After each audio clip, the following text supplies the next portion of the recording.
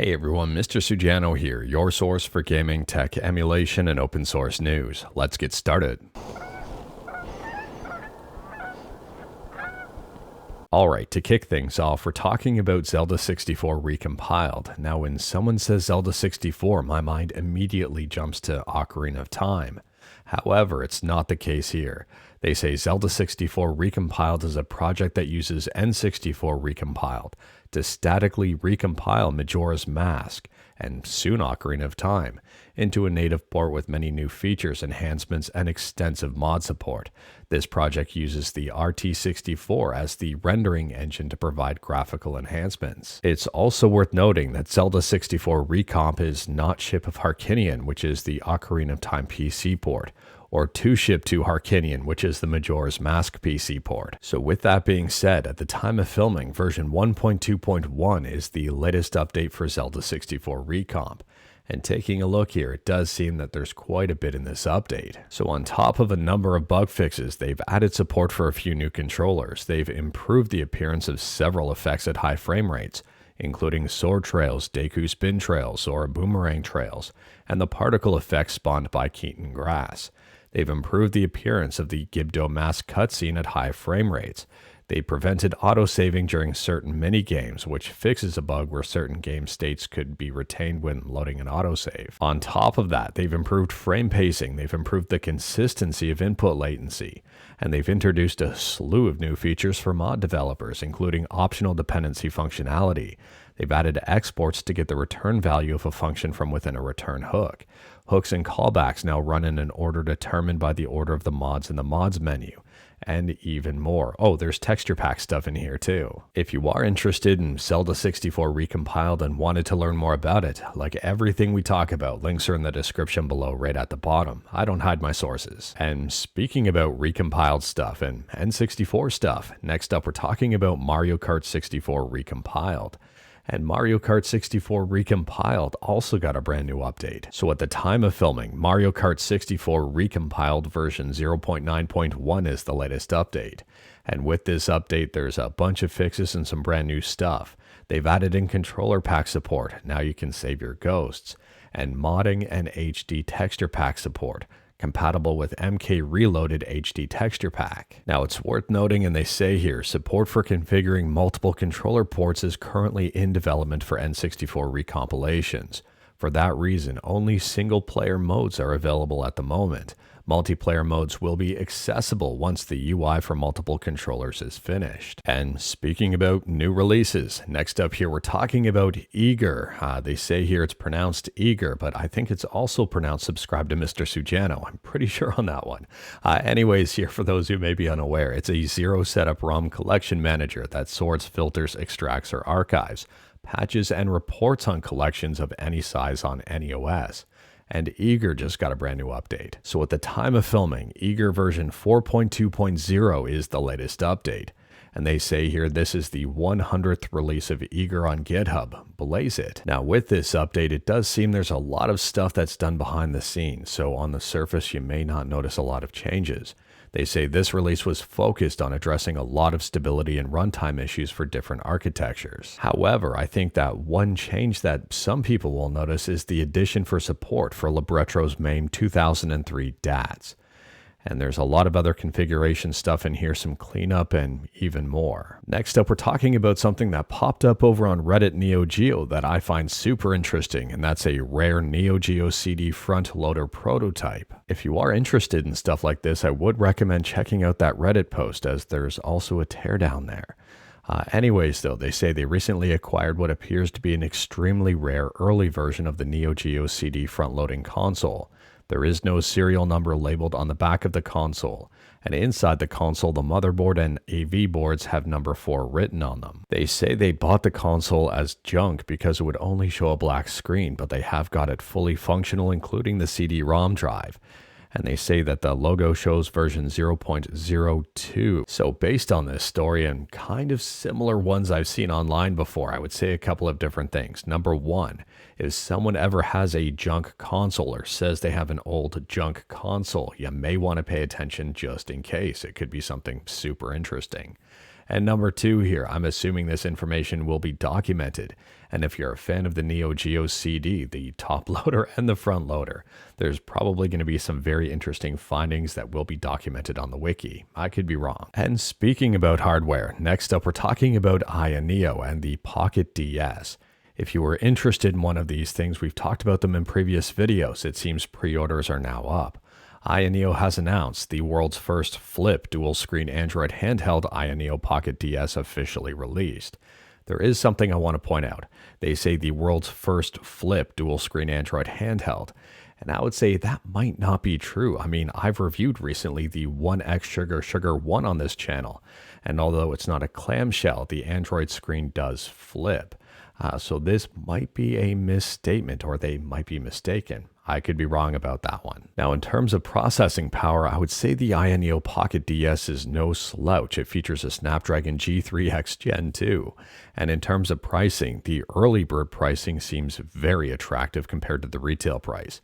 So these are going as low as $399 US, and that's with 8 gigs of RAM and 128 gigs of storage.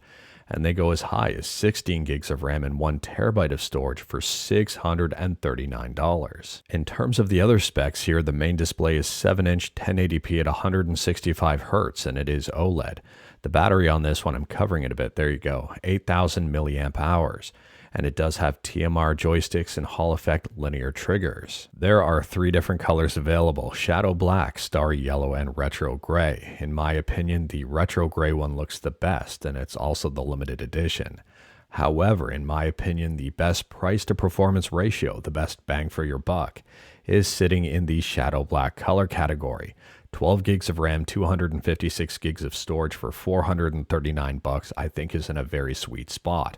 Or if you wanted a bit more RAM and a bit more storage, $499 I would say is very attractive. Now this might be a hot take, but at $399, I mean, you're starting to get into Steam Deck territory.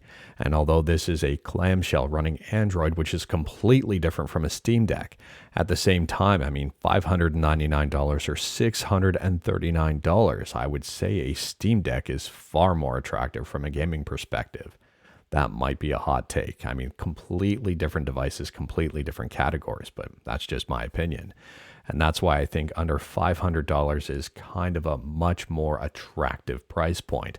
Again, let me know your thoughts about this in the comments below. Next up, we're quickly talking about Gamescom and Hollow Knight Silksong. And for those who may not be aware, Gamescom is kicking off today.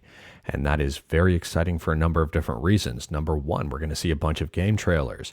And number 2, we're probably going to see a bunch of Hollow Knight Silksong stuff. At least that's the expectation. I mean, here are some of the responses to that tweet. And the top one here with a whole bunch of likes says, "This 100% means Silksong is here. He knows what he is doing." Let me know your thoughts about this one in the comments below. I mean, I think Silksong has a whole lot to live up to. After about 6 years or so when it was officially announced, I would say a lot of expectations are being placed on this game and a lot are being expected of this development team. I'm hoping here things are going to be good, but we're going to have to wait and see and not wait very long at all. If you're a fan of Silksong, now may be the time where you get to see a whole lot more about it. And on a side note to that, to add fuel to the fire, I mean, where there's smoke, there's fire, and there's a whole lot of smoke right now. Apparently, Silksong's OST has been added to GOG, though it's been censored. And speaking about reveals, next up we're talking about Nintendo. And Nintendo may have done a bit of an oopsie here and revealed the very first Switch 2 game headed to Nintendo Music, being Kirby Air Riders. So from my understanding, they accidentally posted this one to Nintendo Today, which is a very big audience, and then quickly removed it, but not before a lot of people saw it. Stealthier says what I think a lot of people are thinking. At least this opens the door for Mario Kart World and Donkey Kong Bonanza at some point in time. Now, I don't know about you, and this might be a hot take, but my favorite way to listen to music is to check out YouTube and just see what's there. And speaking about seeing what's there, next up we're talking about Germany and ad blockers. And it seems as if Germany wants everyone to see all of the ads and block none of them. This is up over on Mozilla.org, and listen to this title. Is Germany on the brink of banning ad blockers? User freedom, privacy, and security is at risk. Based on my understanding, the publisher Axel Springer and IO, the maker of AdBlock Plus, have been in a lengthy court battle. And I guess until now, IO has largely prevailed and the legality of ad blockers has been upheld. And in 2022 AdBlock Plus, it was ruled that AdBlock Plus did not infringe the copyright of websites, but was rather merely facilitating a choice by users about how they wish their browser to render the page. However, and this is a big one, on July 31st, the German Federal Supreme Court partially overturned that decision. So that opens things back up for a lot of back and forth here, and I am very curious to see what happens moving forward. Because ultimately, if ad blockers are proven to be illegal in Germany, I would assume there would be much broader impacts overall, with other companies looking into that to have that happen in other countries as well. I mean, not to put on a tinfoil hat or anything here, but China already has banned ad blockers, and we've talked about VPNs in previous videos and also data retention and that kind of stuff. I mean, we talked Proton yesterday with some of the issues they're having in Switzerland. And it just seems that the era of privacy on the internet is going to be completely gone. I mean, let me know your thoughts about that one in the comments below. But if ad blockers are banned and also VPNs end up being banned, and well, in terms of this whole Online Safety Act thing with age verification and all of that, it just seems the internet is going to be a heavily monitored and tracked place. Not that it already isn't. And speaking about monitoring stuff, next up we're talking about reviews on Steam. And this is the latest and greatest from Valve about review scores on Steam, and I'm not quite sure on how I feel about it just yet. But they have a brand new article here titled Updates to User Review Scores Based on Language. So at a high level here, they say with today's update, the review score shown to you for some games will be calculated from the reviews written in your language. This is part of our ongoing effort to ensure that Steam user reviews are helping customers make informed decisions when considering the purchase of a new game. And I would say that is great and also not great if you're looking for an overall opinion. However, I'd say if they keep it like this, then I'm okay with it. It looks like there's going to be two different reviews. Language reviews, which will maybe show something like very positive, and then all recent reviews for all languages, which may show something a little bit different. Now, I don't know about you, but when I read reviews, I do prefer to read them in a language I understand. I think that's very helpful. But at the same time here, when I'm looking at an overall review score, I want to see everybody's review, not just a specific language. So I'm very curious to see what happens moving forward here. But if Valve continues to be transparent and offer configuration options, then I'm okay with that. Let me know your thoughts about this one in the comments below, or even if you care. And speaking about caring about stuff and arguably making things more accessible or making things easier, next up we're talking about NVIDIA. And if you use GeForce now, you might be excited about this announcement if you wanted to experience the power of a 50 series GPU. So this announcement is right up on NVIDIA's website, and they say the NVIDIA Blackwell architecture is coming to GeForce now in the platform's biggest update yet, delivering NVIDIA GeForce RTX 5080 class GPUs to the cloud, including NVIDIA DLSS4 multi-frame generation for streaming up to 5K resolution at 120 frames per second. Additionally, they say the extensive list of supported devices continues to grow, now including racing wheels up to 90 FPS on the Steam Deck, 4K at 120 Hz on supported LG TVs, and more. And on top of that, because yes, there's even more, and this one is also very interesting, NVIDIA, Discord, and Epic are partnering to enable an integrated experience in Discord via a limited time trial of a GeForce Now performance experience, transforming game discovery and social gaming. I mean, they're saying here that this new integrated experience lets players try new games instantly on Discord, no downloads, installs, or launchers without missing a beat of gameplay. Overall, NVIDIA GeForce Now continues to make leaps and bounds forward, and let me know your thoughts about this one. But anyways, that is all I've got for you in this one. Straight to the point, all stuff and no fluff. A bunch of you have been asking about thumbnails in my previous videos, and honestly, I've just been having some fun with them, just seeing what works and what doesn't. Anyways, we talked about a bunch today. Feel free to discuss anything we talked about in the comments below. If you liked this video, leave a like. If you didn't like this video, leave a like. Hit that subscribe button, check out my other videos. Don't tempt fate, save your state.